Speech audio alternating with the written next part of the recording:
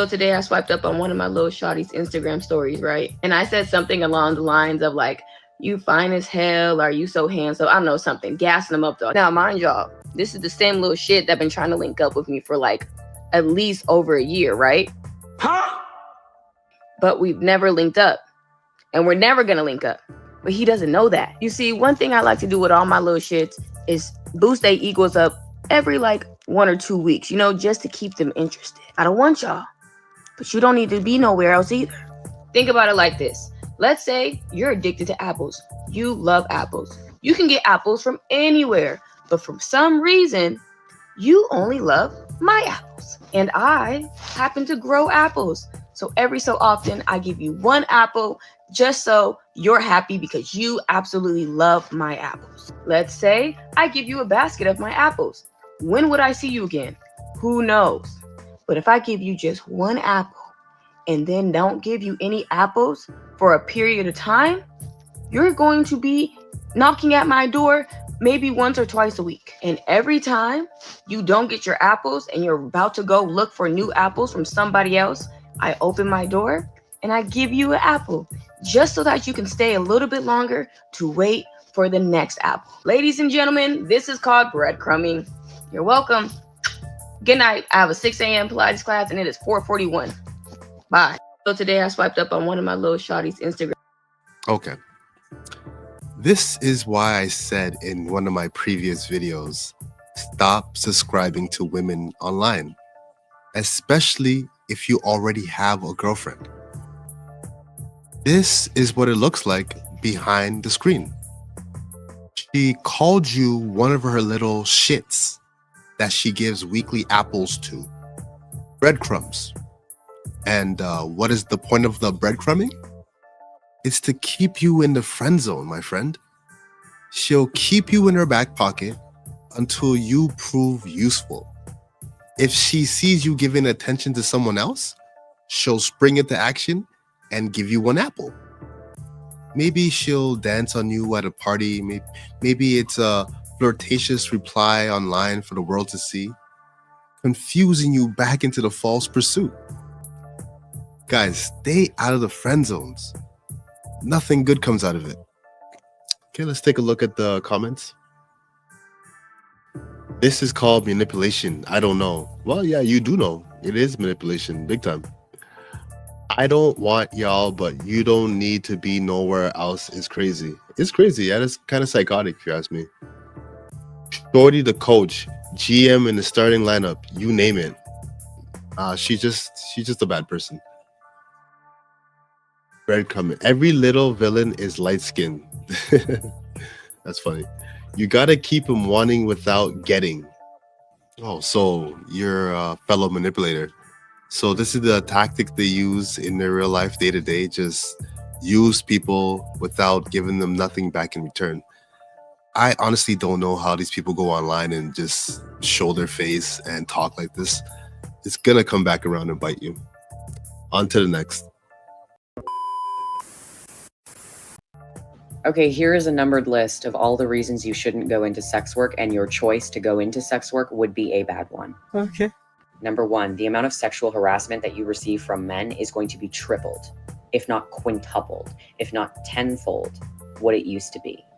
Number 2, you are much more likely to be assaulted while you are doing this job than any other job. A vast majority of sex workers have been assaulted at the job or on the job. The reason you don't see a lot of people talking about it is because of the third point. You can't really go to police about it because police are going to tell you it's your own fault for doing sex work. Don't go to the police and say, I've been raped, because they're not going to do anything about it. They won't. They're also a lot less likely to believe you about being a victim of other crimes unrelated to sex work because you do sex work. So good luck with that.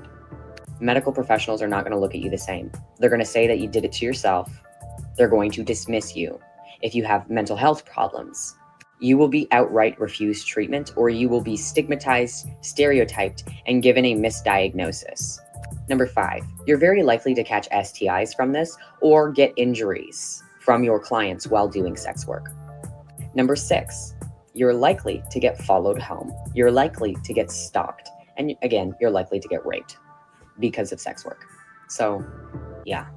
Number 7, you're very likely to develop an addiction by doing something like this. Not only because it's almost impossible to do sex work without being entirely dissociated with the help of substances, it's also because a lot of employers in the sex work industry will quite literally give you substances involuntarily, get you addicted so that you keep coming back to do the sex work, even when you don't want to do it anymore. Yeah. Number 8, you are never going to perceive relationships the way that you used to. You are going to have an entirely different perception of relationships, and it's going to be almost impossible to find somebody willing to date you once they find out that you are a sex worker or were a sex worker.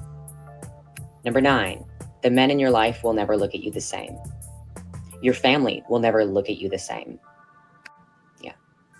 Once they find out that you are doing sex work or you have done sex work, their perception of you changes entirely, and not in a good way.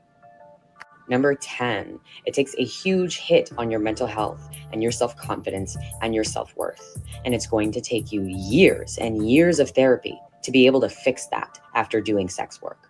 And you won't be able to afford it, I can promise you. Number 11, you're likely to get trafficked into the sex trafficking industry if you do this job. There are a lot of other reasons, but those are the main ones. Okay, here is a numbered list of all the reasons you should. Well, growing up in the late 90s, early 2000s, sex work was a big societal no-no back then. There was a level of shame that was associated with it. The last thing the average girl wanted to be known for was doing sex work. But now, it's estimated about 10% of young girls are involved in that industry. 1 out of every 10 girls. What's changed? I would say that women have changed. Once upon a time, shame was good enough deterrent for them. But since the whole ushering of the sexual liberation, stripper and whole culture dominating hip-hop music, the broken homes, it's created this mentality of you can't judge me. So they do whatever they want now. Without direction, they're headed towards destruction. The older I get, the more I realize what religion was designed for in the first place. It gives society a standard to live up to. Without its influence, we'd still be in the dark ages. Take a look at the comment section. Choice feminism is going to end us. I think you're right on that one. Support sex workers, not sex work. How about I support none of them? Support the victims, not the systems. Well, I don't see sex workers as victims because you're a willing participant in that activity. You know, you see in the warning signs, you see how the world treats those type of people. So, and you choose to do it.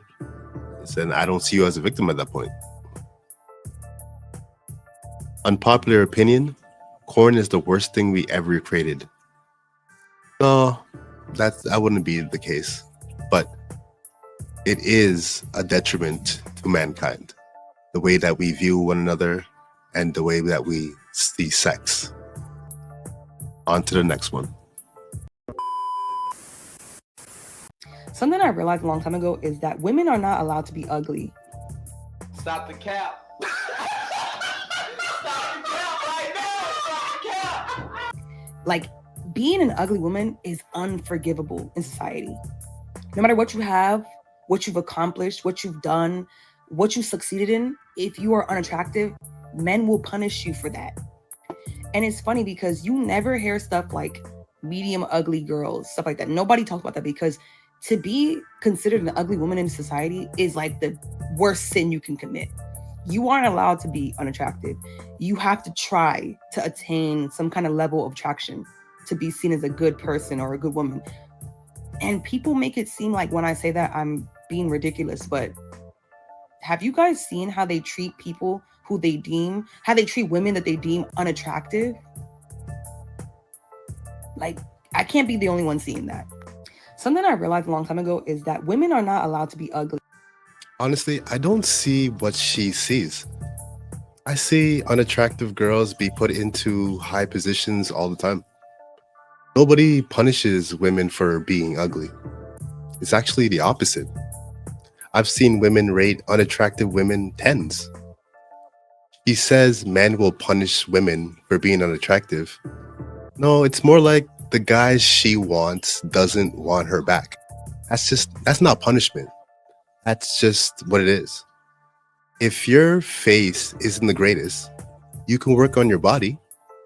A majority of men will excuse your face if your body is on point. Just don't be ugly and overweight. You gotta pick a struggle, right?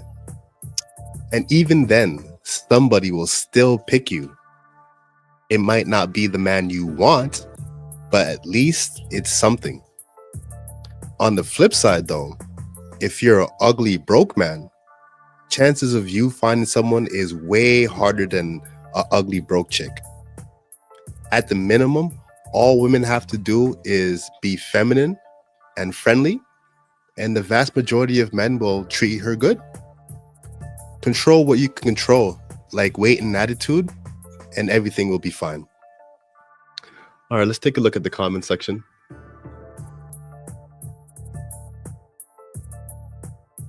They hate Bella Ramsey.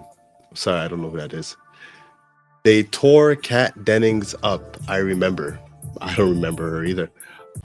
Doesn't this apply to both genders? It really does, but they only see from their own sides. They don't see what men go through at all, right? But yeah, the ugly broke man is worse off than the ugly broke chick. So, okay, but who's old enough to remember Susan Boyle? The media tore that woman to shreds over her appearance. But who's Susan Boyle? You know, like nobody remembers. Was it like 20, 30 years ago? What are we talking about? We're talking about today's world. Nobody will be going on TV talking about a woman's attractiveness. It's very taboo in today's world. So no. Okay, on to the next. When men try to prove how much women need them, they always use it in the way of hard work, manual labor, or fixing stuff. You'd quit the moment you had to fix a septic system. I don't quite understand why men will always use this argument because, number one, many women know how to fix shit.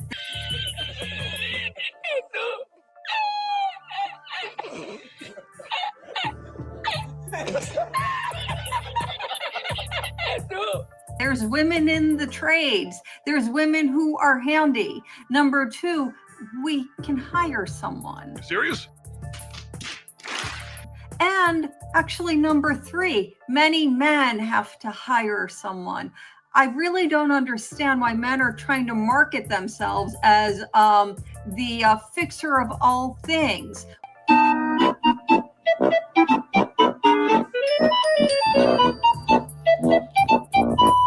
When maybe they are, maybe they aren't, but we don't need to be fucking you to get you to fix our toilet. We can always pay a plumber to fix our septic system. And the irony that he used septic system, because many men are full of the very same stuff that a septic system is full of. When men try to prove... Okay, you heard her misandry, right? She's trying to prove a point here. She's trying to prove that many women can do many things that men can do, so on and so forth. But she pretty much proved his point right out the gates, and she was too blind to see it. She says we can just call a man to fix things. But the original poster was trying to state you will need a man eventually. Why is there this childish arrogance from feminist women like this? Have this constant need to prove she can sustain without a man. Even if you could, you would still find yourself alone. What is the allure of not cooperating with the other gender? What's the end goal? What's her purpose? Sure, some women are handy and can build, but the vast majority of women lack the interest or the physical capability of doing what men do since the beginning of time. So why compete with men when you have your own lane? Doesn't make any sense. The modern woman needs to focus on what made them great in the first place, being ladies. Okay, let's take a look at the comment section. My ex said, "Who will change the oil on your car?" When I left him, the mechanic told me the oil was never changed in my car. So I guess that answered his question. Well, I don't know why he told you that in the first place. Everybody knows that there's a mechanic available. Our septic system just went out and my husband didn't fix it. We had to hire a company, but I've fixed several plumbing issues myself. Well, that's great. You just made your husband look like a waste man. They try to market themselves as a fixer of all things because they cannot look in the mirror and actually fix what's wrong with them. It all starts with them and they aren't going there. Well, it almost sounds like projection, to be honest with you, because looking into the mirror, taking accountability, it sounds like something that women struggle to do. So nice try. Try again. On to the next. Manifest my own destiny. Sex, drugs, and rock and roll, the perfect recipe. May they remember me, my words will live on. I'm guided by an energy, a flame, hold it close to you. Check out my melodies. Is it the media that's been leading you? I'll show you a thing. Misdirection, what's the message? They don't want you to win.